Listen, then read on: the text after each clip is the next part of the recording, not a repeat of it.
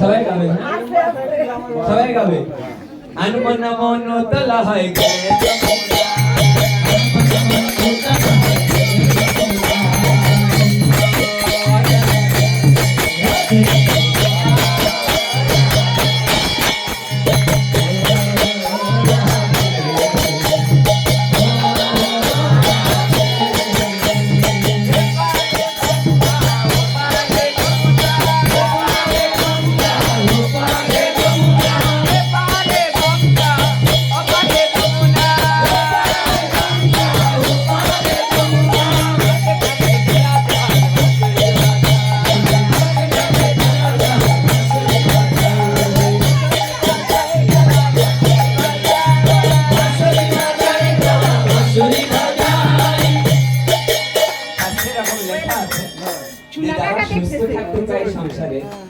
প্রতিদিন একটু কসরত করা।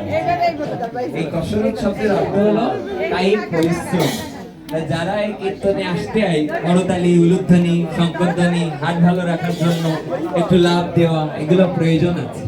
সবাই মিলে অংশগ্রহণ করবে। হ্যাঁ, আনমন মন উতলা হয়ে গেলে যমুনা, আনমন মন উতলা হয়ে গেলে যমুনা,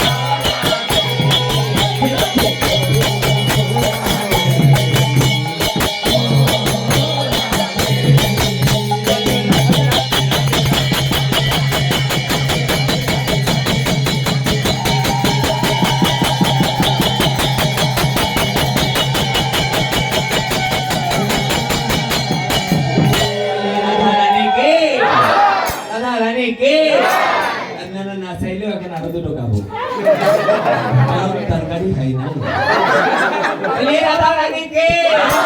বৃন্দাবন ধামকে একবার কৃষ্ণ বলে, কৃষ্ণ বলে কথা বলে শুনো। ঠাকুর রামকৃষ্ণ পরমহংসদেব একদিন সকালবেলা কীর্তন করতে করতে যাচ্ছে। তা দেখে পাশের বাড়ি থেকে এক মেয়ে ছেলে ফরে ফিষ্ট ফরে ফিষ্ট ফিষ্ট ফিষ্ট ফরে ফরে যাচ্ছে। তা বাবা দিয়ে বলেন, কি রে পাগলি, এই সকালবেলা কি ফরে ফিষ্ট ফিষ্ট কি যাচ্ছিস? তা বলে, ও ঠাকুর, ও সাধু তুমি জানো না, আমার স্বামীর নাম হলো কৃষ্ণ আর আমার শ্বশুরের নাম হলো রাম। তা সকালবেলায় কি কখনো ওই স্বামীর নাম শ্বশুরের নাম কি উচ্চারণ করে? তাই ওইটারে ফিষ্ট ফিষ্ট ঘরে ঘরে যাচ্ছি। তা তখন ঠাকুর রামকৃষ্ণ পরমহংসদেব বললেন, এই পাগলি, এই হরে কৃষ্ণ নাম এ কারোর বাবার নাম, কারো স্বামীর নাম, শ্বশুরের নাম নয়, রাধা রাধে গোবিন্দের নাম। একবার কৃষ্ণ বলে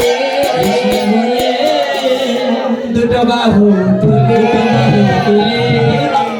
চলো না যায়, চলো না যায় বৃন্দাবনে। আমরা তো যাবো। একবার কৃষ্ণ বললে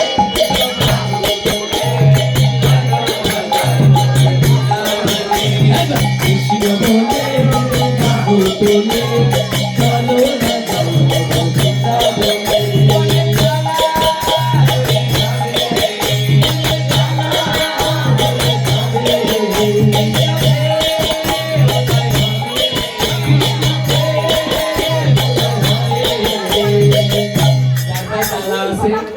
এখানে একটা মিনিট নিচে দেখো আপনার জীবনের সব জ্বালা দেখো এটাই ঠিক।